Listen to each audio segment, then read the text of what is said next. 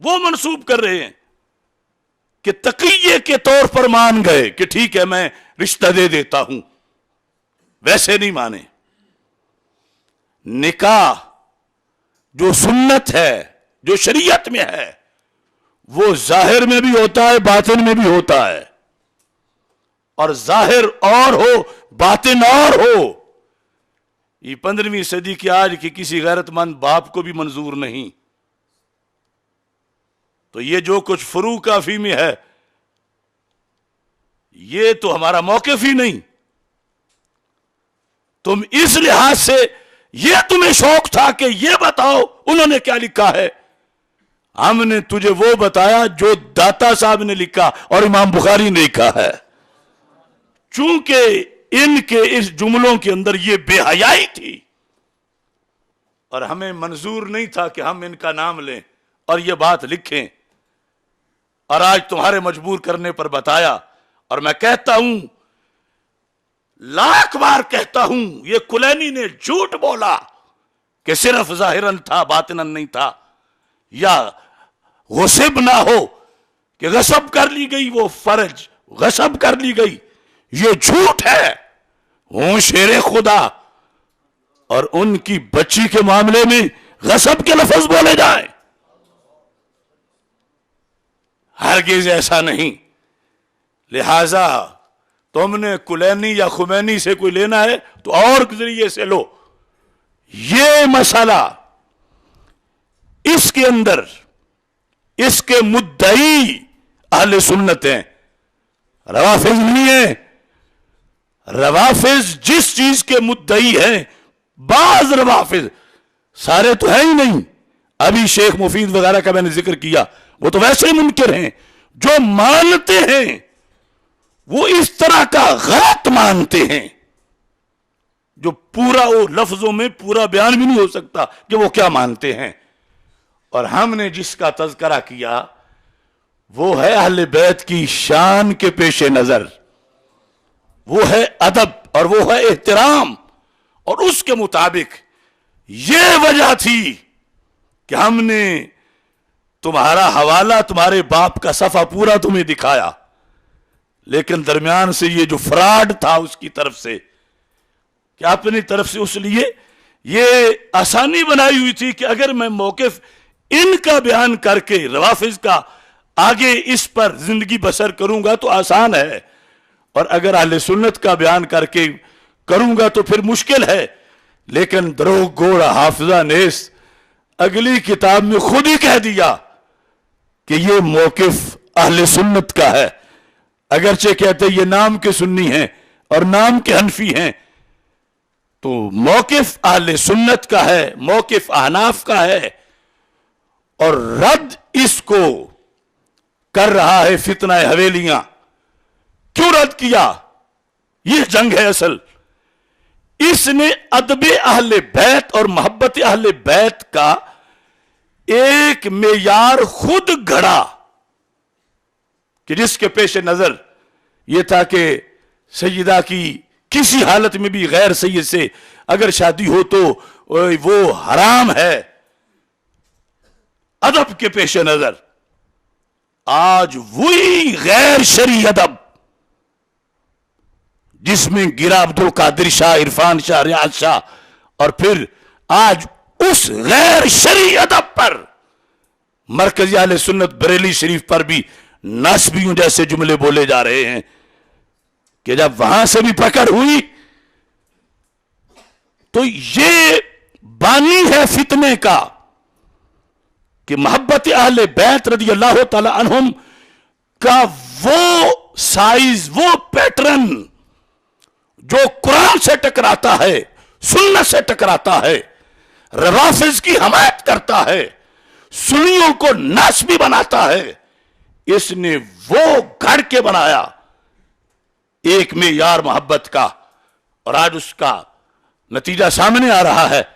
اور اس بیس پر اس نے اوپر جا کر پھر حملہ کیا، اور یہ نہیں دیکھا کہ اصول کی کتابوں میں ہے، ہزاریں حوالے ہیں اور اس کے قائل کون کون سے ہیں، اور اس نے جو ہے وہ چونکہ اپنا دھندا چلانا تھا، جو اس نے انجینئرڈ मेयार बनाया था मोहब्बत अहले बैत रज़ी अल्लाह तआला अन्हुम का, तो इसने सब कुछ रद्द कर दिया।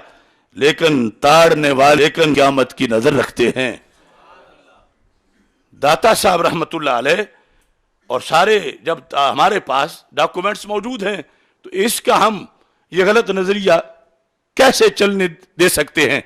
और साथ इसी इबारत पर अभी मैं ये रद्द भी करना चाहता हूं, अब जब हमने पर्दा हटा के बताया कि फितना हवेलियां अपोजिशन है दाता साहब की, और इन्होंने लोग वो घेरे हुए हैं जो मलंग हैं दाता साहब के, कि फितना हवेलियां ये मुखालिफ है इमाम बुखारी का, दाता साहब का, वरगलाए हुए इन्होंने सुन्नी है।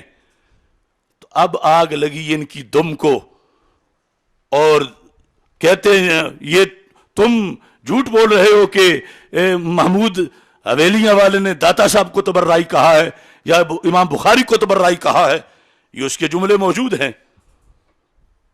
तो मैं अगरचे उसकी गुफ्तगू से मुझे पता चला है, और वो पहले मुनाजरा की जब तारीफ भी इसको नहीं आई थी कि ये कितने पानी में है, लेकिन फिर भी बात कुछ उसूल की भी इसको समझा दूं। मौजू महमूल में, महमूल का जो हुक्म मौजू पे जब लगता है और जब मुश्तक्की का हुक्म लगे तो मबदा इस्तिकाक हुक्म की इल्लत बनता है, और जब कुल के लिए एक हुक्म साबित हो जाए कुल्ली के लिए, तो वो हुक्म उसकी हर जुजी के लिए साबित होता है। वहां किसी जुजी को भी बाहर नहीं निकाल सकते। बिला तशबीह व तमसील मैं एक मिसाल देता हूं। जैद खड़ा है, जैदुन कायमुन, जैद खड़ा है। अब जैद पर क़याम का हुक्म लगाया जा रहा है।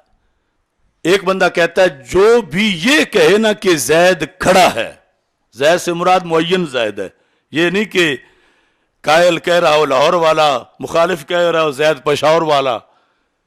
वो तकाबुल की सारी सिफतें शर्तें सामने रख के मैं कह रहा हूं। एक मुअय्यन जैद, उसके बारे में कौल किया किसी ने, जैदुन कायमुन। इस वक्त की बात है, दूसरे वक्त की नहीं, वरना तो जुदा जुदा बातें होंगी। एक कहे मैंने कायमुन रात के वक्त कहा था, दूसरा कहे मैंने दिन के वक्त कहा था, तो फिर तो आपस में टकराव ही नहीं है। जैद मुअय्यन, वक्त मुअय्यन, कहा जैदुन कायमुन। अब इसके बारे में कोई शख्स ये फतवा लगाता है कि जो भी कहता है जैद कायम है वो झूठा है। इस पर किसी ने फतवा लगा दिया। अब अगर खालिद जैदुन कायमुन कह रहा है वो भी झूठा है, अगर अमर कह रहा है वो भी झूठा है, अगर बकर कह रहा है वो भी झूठा है, अगर 100 कह रहे हैं वो भी झूठे हैं उस बंदे के बकौल। हालांकि झूठे तो है ही नहीं, सच्चे है वो। अगर 1000 ये कह रहा है जैदुन कायम, वाकई में जैद खड़ा है, और वो कहता है जैदुन कायमुन, इसके बारे में कोई कहता है कि जिसने कहा जैदुन कायमुन ये झूठा है। अब ये झूठ का हुक्म लगाने वाला सिर्फ एक खालिद मुतकल्लिम पर फतवा नहीं लगा रहा, जो जो ये कह रहा है, इस कुल्ली जो कायल है इस कलाम का, उसके हर फर्द को जैद झूठा कह रहा है। तो निकाह उम्मे कुलसूम रज़ियल्लाहु ताला अन्हा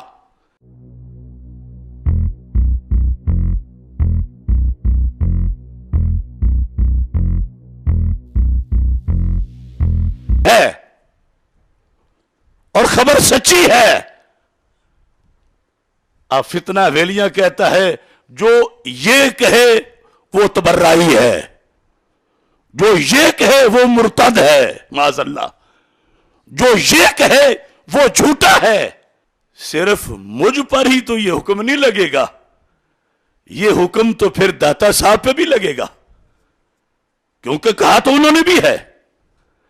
यह हुक्म तो फिर इमाम बुखारी पे भी लगेगा, کہا انہوں نے بھی ہے، چونکہ قائل نے ایک وصف کی بنیاد پر حکم لگایا ہے، اور جب وصف کی بنیاد پر حکم لگایا جائے مبدا اشتقاق اس حکم کی علت بنتا ہے۔ تو یہاں نکاح ام کلثوم کے وقوع پر قائل نے حکم لگایا ہے خرافات کا، قائل نے حکم لگایا ہے تبرع کا، کہ جو یہ کہتا ہے کہ یہ نکاح ہوا وہ تبرعی ہے۔ تو اب جس نے بھی کہا ماننا پڑے گا کہ اس قائل نے ان سب کو تبرعی کہا ہے، ان سب کو گالی دی ہے، ان سب پر یہ حکم لگایا ہے۔ تو لہذا یہ کون سی منطق تم بول رہے ہو؟ جب تمہارے باپ نے یہ کہہ دیا کہ نکاح ام کلثوم کا ذکر کرنا، اس کی حکایت کرنا، اس کی روایت کرنا، اس کو صحیح ماننا، اس کو کتاب میں لکھنا، یہ گستاخوں کا کام ہے، مرتدوں کا کام ہے، یہ خرافاتیوں کا کام ہے، یہ تبرعیوں کا کام ہے۔ اب اس جرم سے تیرا ابا نہیں بچ سکتا کہ اس نے داتا صاحب پر بھی یہ لفظ بولے ہیں، جو قائل ہے اس نے یہ گالی اس کو دی ہے۔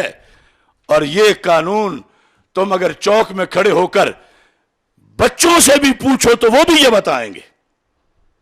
ہمارے استاد علامہ عطا محمد بندیالوی رحمۃ اللہ علیہ فرماتے تھے کہ یہ جو اصطلاحات ہیں ہر بندے کو آتی ہیں معاشرے میں، صرف ان کو پتہ نہیں کہ اس اصطلاح کا نام کیا ہے۔ مثال کے طور پر بچے کھڑے ہوں اور ایک بچہ پھکڑ تولتا ہے، گالی دیتا ہے، کہتا ہے جس نے یہ پانی پیا ہے اس کی ماں کو فلاں تھوک، بچہ کہتا ہے، اور 10 بچے وہاں کھڑے ہیں محدث نہیں زمانے کے، اور پانی انہوں نے پیا ہوا ہے وہاں سے، وہ فوراً اس کو ڈنڈا مارتے ہیں کہ مجھے تم نے گالی کیوں دی؟ یہ نہیں کہتے کہ میرا تو اس نے نام ہی نہیں لیا، چونکہ اس نے گالی دی ہے اس وصف کے ساتھ، حکم لگایا ہے کہ جس نے پانی پیا ہے اس کی ماں کو گالی۔ تو اگر 10 نے پیا ہے وہ سمجھیں گے ہمیں گالی دے رہا ہے، 5 نے پیا ہے وہ سمجھیں گے یہ بندہ ہمیں گالی دے رہا ہے، اگرچہ وہ ان میں سے نام کسی ایک کا بھی نہ لے، وہ سمجھیں گے کہ اس نے ہمیں گالی دی۔ ایسے ہی ہے نا؟ یہ عجیب نقیب الاشراف صاحب ہیں یا نقیب الاذلہ ہیں کہ جن کو اتنا پتہ نہیں، ایک کلی حکم لگا کر کہ جو بھی نکاح ام کلثوم روایت کرتا ہے، حکایت کرتا ہے، یہ مانتا ہے وہ تبرعی ہے، مرتد ہے معاذ اللہ۔ اب جس نے بھی یہ لکھا ہے، جس نے بھی یہ بولا ہے، یہ گالی اس کو ملے گی۔ اور ان میں داتا صاحب بھی ہیں، امام بخاری بھی ہیں، اور ہزارہا ائمہ ہیں۔ لہذا ہم نے 1% بھی تجھ پہ کوئی الزام نہیں لگایا۔ ہم نے جو کہا ہے کہ داتا کے عرس پر سٹیج پہ چڑھنے والوں کے ایمانی شناختی کارڈ چیک کرو، کیا ان کا تعلق اس بندے کے ساتھ ہے کہ جس کی فکر کے مطابق داتا صاحب پر تبرعی کا تانا آتا ہے، داتا صاحب پر توہین اہل بیت کا تانا آتا ہے، تو پھر اس کو دھکا دے کے پیچھے ہٹاؤ کہ یہ سٹیج ان کے لیے ہے جو داتا صاحب کو محب اہل بیت مانتے ہیں۔ لہذا ہم نے کوئی تجاوز نہیں کیا، جو جرم تھا اتنا ہی بتایا، اور وہ اصول کے مطابق جرم ہے، اور اس جرم سے تم انکار نہیں کر سکتے۔ کتابیں جلا بھی دو گے تو جرم پھر بھی جرم رہے گا، کیونکہ کرنے والا تو مر چکا ہے۔ وہ اس وقت توبہ کرتا تو پھر تھا، اور یہ آج آ کے اس کی صفائیاں دینے لگا ہے، تو میں یہ لفظ کہہ کر ان کو